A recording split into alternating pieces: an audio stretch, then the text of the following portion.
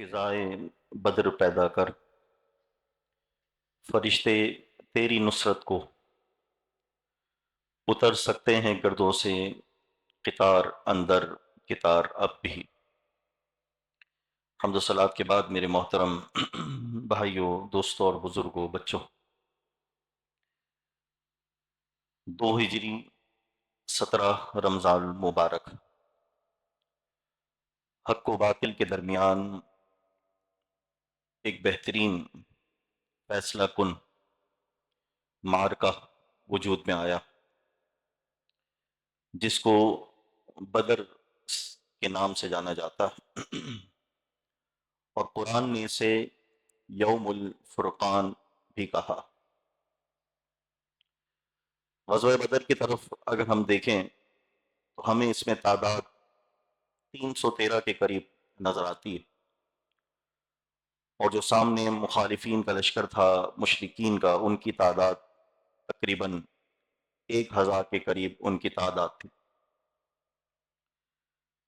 اور اس کا پس منظر اس طرح بنا کہ حضور نبی کریم رؤوف الرحیم علیہ الصلاۃ والتسلیم تقریباً 15 برس تک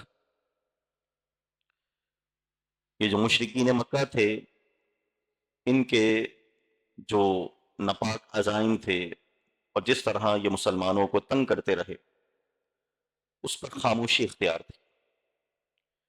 13 برس مکی زندگی کے حضور علیہ الصلاۃ والسلام کو شدید مشکلات کا سامنا رہا۔ مسلمانوں کے ساتھ بے انتہا ناروا سلوک روا رکھا ان کفار مکہ نے، قریش مکہ نے۔ اور پھر ایک وقت آیا کہ حضور علیہ الصلاۃ والسلام مکہ سے مدینہ ہجرت کر گئے، اور جب مدینہ ہجرت کر گئے تو وہاں بھی جو ستانے کا سلسلہ تھا جاری رہا وقتاً فوقتاً۔ تو ایک موقع پر جب خبر ہوئی کہ ابو سفیان تجارتی قافلہ جو ہے وہ مدینے کے قریب سے لے کر مکے جانے والا ہے، تو کیوں نہ اس کا راستہ روکا جائے اور اس کو ایک اسٹرانگ میسج دیا جائے کہ مسلمانوں کی تعداد بھی بہتر ہے، وہ بھی قوت میں ہے، وہ صرف تم تک ہاتھ اس لیے نہیں بڑھاتے کہ ابھی اللہ کا حکم نازل نہیں ہوا۔ اور پھر آپ علیہ صلاۃ والسلام جو ہے کچھ کو بھیجتے ہیں اس قافلے کے تعاقب کے لیے، مگر ابو سفیان جو ہے وہ زیرک تھے اور معاملہ فہم تھے، تو انہوں نے وہ راستہ اختیار نہیں کیا جو مدینے کے قریب تھا، اور وہ دوسری جانب سے مکہ کی طرف چلے گئے۔ اور ساتھ ہی میں اس نے ایک لشکر بھی، ایک دو جو قاصد تھے ان کو روانہ کر دیا مکے کی طرف، کہ مجھے ڈر ہے کہ مسلمان جو ہے ہمارے قافلے کو روکے، تو لہٰذا مدد کی جائے۔ وہ کفار مکہ بہانے کی تلاش میں تھے، ان کو موقع ملا، انہوں نے کہا ٹھیک ہے۔ 1000 کا لشکر لے کر ابو جہل روانہ ہوا، اور جب ابو سفیان مدینے کے قریب سے نکل چکے تو وہاں پھر اس نے قاصد بھیجا اور کہا کہ ہم بحفاظت آ چکے ہیں، اب ہمیں کوئی خطرہ نہیں۔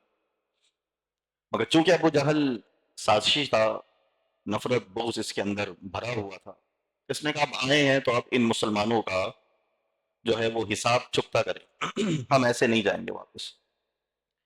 اور یہاں پر آپ علیہ الصلوۃ والسلام کو جب خبر ہوئی کہ 1000 کا لشکر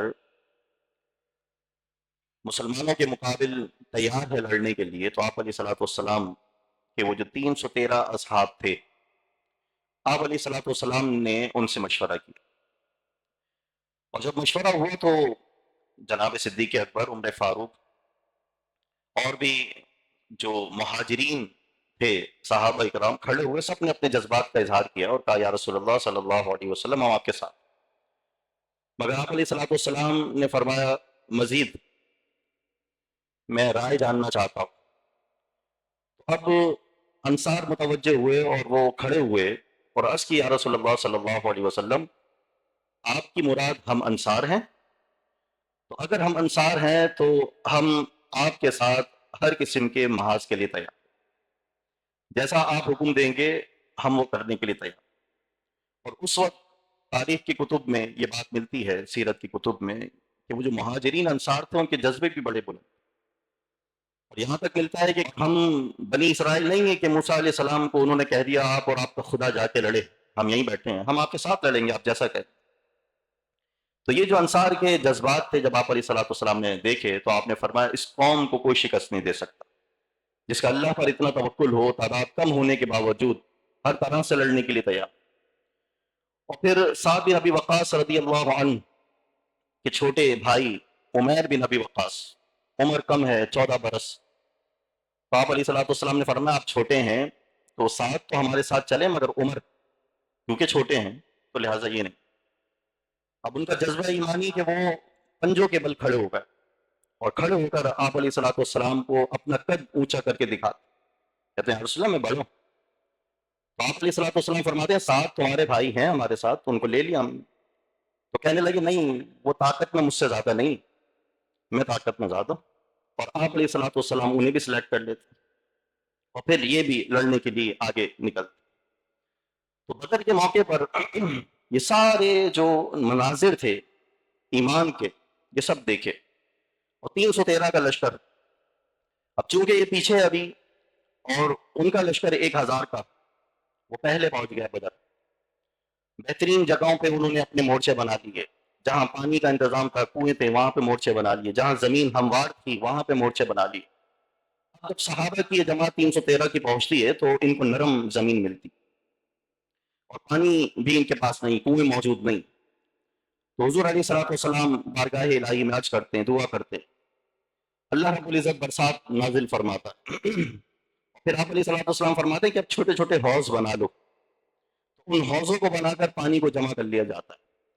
جو نرم مٹی تھی اللہ عز و جل اس کو ہموار کر دیتا، اور وہ جو کچھ جمی ہوئی زمین تھی اس کو چکنی مٹی میں تبدیل کر دیا جاتا ہے. اب بظاہر جو معاملہ تھا اب مسلمانوں کے حق میں ہو گیا، اور ان کے لیے جو ہموار زمین تھی اب وہ ناقابل استعمال رہ گئی. اور یہاں صحابہ اکرام علیہم رضوان کے جو حوض تھے وہ پانیوں سے بھر گئے، اپنی ضرورتوں کو انہوں نے پورا. حضور علیہ الصلوۃ والسلام ابو بکر صدیق رضی اللہ عنہ بیان کرتے ہیں کہ پوری رات آپ علیہ الصلوۃ والسلام اللہ رب العزت کے حضور مناجات میں مشغول رہے پوری رات. اور اتنی مناجات گھنٹوں پر مشتمل یہ مناجات تھیں جو اللہ رب العزت کے حضور آپ علیہ الصلوۃ والسلام کرتے رہے. جناب صدیق اکبر رضی اللہ عنہ عرض کرتے ہیں یا رسول اللہ صلی اللہ علیہ وسلم اللہ نے آپ کی سن لی، وہ آپ کی دعائیں ضرور قبول فرمائے گا، آپ اس قدر گریہ ازاری نہ کریں. اگر آپ علیہ الصلوۃ والسلام اپنے رب سے مناجات میں مشغول ہیں اور دوسری طرف ناچنے والیاں ہیں، شور و غل ہے، عجیب ایک تماشا. وہ تو ایک پورے جاہو لشکر کے ساتھ نکلے، گانے والیاں بھی ساتھ لیں، رقاصائیں بھی ساتھ لیں، وہ تو ایک کھیل تماشے کے لیے نکلے تھے. اور یہاں آپ علیہ الصلوۃ والسلام اپنے رب سے مناجات میں. اللہ رب العزت نے جبریل امین کو بھیجا اور فرمایا اے محبوب علیہ الصلوۃ والسلام اگر انہوں نے آپ پہ حملہ کیا تو ہم 1000 3000 اور پھر فرمایا 5000 فرشتوں کے ذریعے آپ کی مدد فرمائیں گے. اتنے فرشتے ہم آسمان سے نازل فرمائیں. حضور علیہ الصلوۃ والسلام نے سجدے سے سر اٹھایا اور پھر صبح کے وقت صحابہ کے درمیان تشریف لائے، چھڑی مبارک ہاتھ میں لکیر کھینچی، فرمایا یہاں ابو جہل مرا پڑا ہوگا، یہاں اتبا ہوگا، یہاں شیبہ ہوگا. سارے مناظر آپ علیہ الصلوۃ والسلام نے کھینچ دیے، دکھا دی.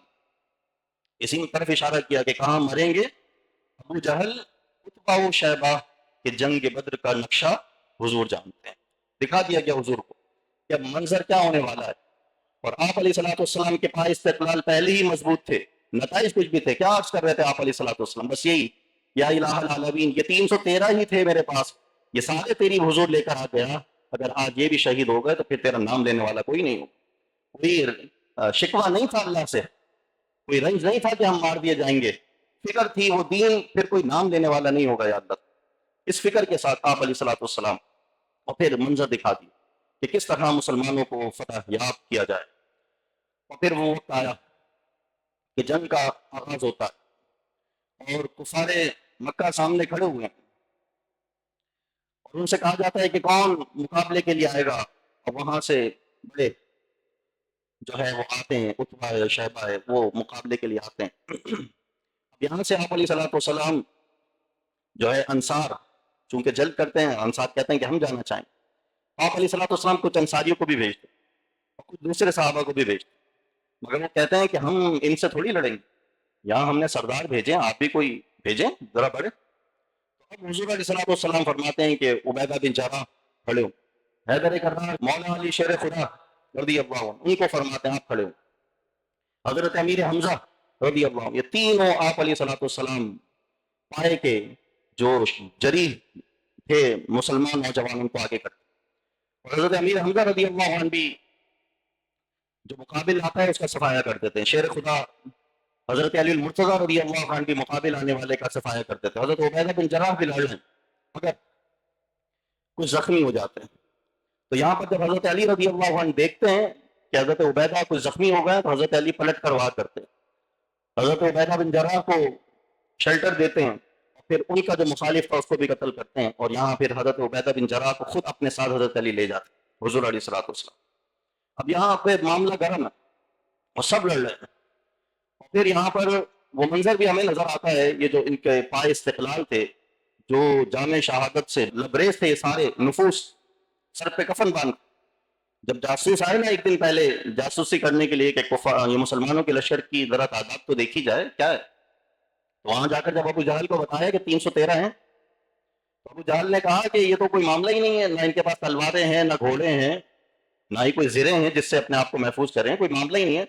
ابو جہل کہنے لگا کہ ان کو پکڑتے ہیں، ان سب کو باندھتے ہیں گھوڑوں پر اونٹوں پر اور مدینہ مکے لے چلتے ہیں، وہاں جا کے فیصلہ کریں گے ان کا کیا ہو۔ تو وہ جو جاسوس اس نے کہا ہے تو 313 مگر سب کے سب اپنے سروں پہ کفن باندھے ہوئے ہیں، سب جامع شہادت سے لبریز ہیں، پورے جوش و خروش، سب کچھ قربان کرنے کے لیے تیار۔ تو اب اس کے تھوڑے سے جو جو کانفیڈنس تھا وہ تھوڑا پیچھا۔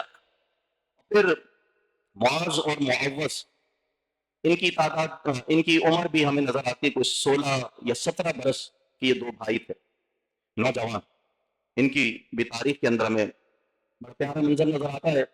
یہ حضرت عبد الرحمن بن عوف رضی اللہ عنہ سے پوچھتے ہیں کہ آپ یہ بتائیے کہ ابو جہل کدھر ہے، تو وہ کہتے ہیں تمہیں کیا کرنا ہے، انہوں نے کہا ماریں گے یا مر جائیں گے، یہی دو کام ہونے۔ انہوں نے جب عمر دیکھی اور ایج دیکھ کر پوچھا کہ تم نے کرنا کیا، ابو جہل کا پوچھ رہے ہو، سردار کا پوچھ رہے ہو، تم کرنا کیا، کہنے لگے ماریں گے یا مر جائیں گے۔ عبد الرحمن بن عوف نے بتایا کہ وہ جو اونچے پالان کے اوپر بیٹھا ہے نا وہ ابو جہل ان کا سردار۔ اور پھر ساتھ میں ان دونوں نے ایک جملہ اور کہا، انہوں نے کہا کہ ہم نے سنا ہے کہ وہ ہمارے نبی کو معاذ اللہ برا بھلا کہتا ہے، ہم اسے چھوڑیں گے نہیں، اور نتیجہ کچھ اور ہوا تو مر جائیں گے۔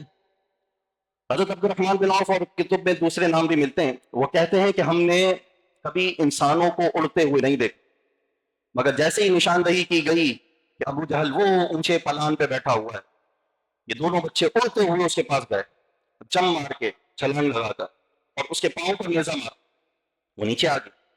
اب جب نیچے آیا تو پھر اس نے بھی تلوار چلائی، تو ایک بھائی کا بازو جو ہے وہ الگ ہو گیا، مگر اب الگ یوں ہوا کہ کھال جو تھی وہ ابھی لٹک رہی، کھال ابھی جسم سے لٹک رہی، جذبہ کہ دوسرے بھائی کو کہا کہ ذرا رکھنا پاؤں اس کے اوپر، اس کے ہاتھ کو ہی الگ۔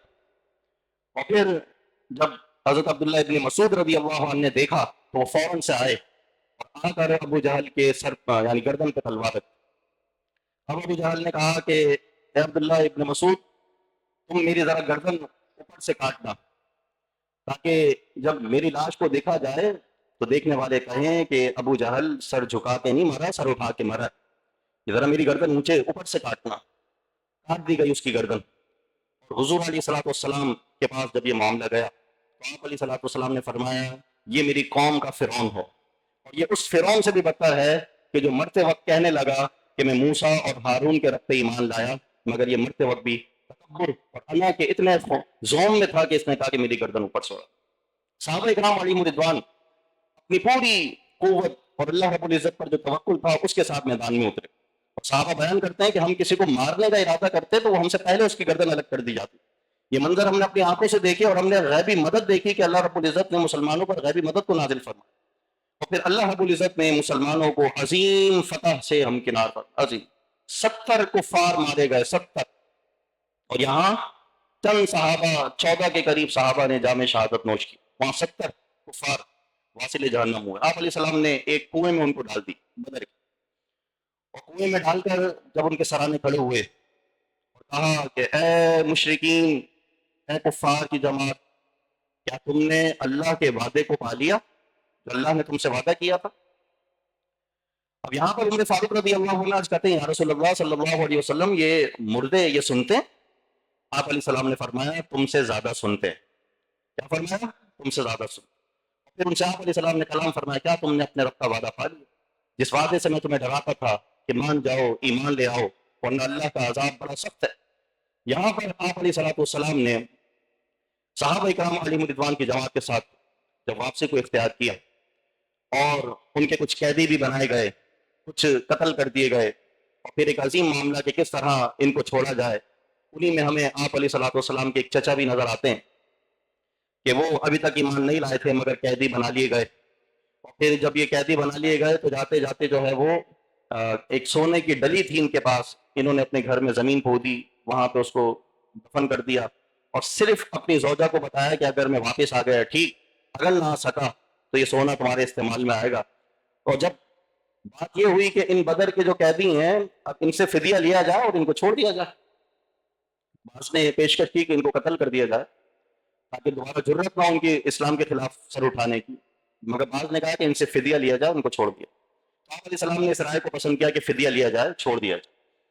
تو حضرت غالباً عباس رضی اللہ عنہ کا نام آتا ہے، آپ کے چچا. تو جب ان کو پوچھا گیا اور جب ان کی باری آئی تو آپ علیہ السلام نے فرمایا کہ فدیہ دو.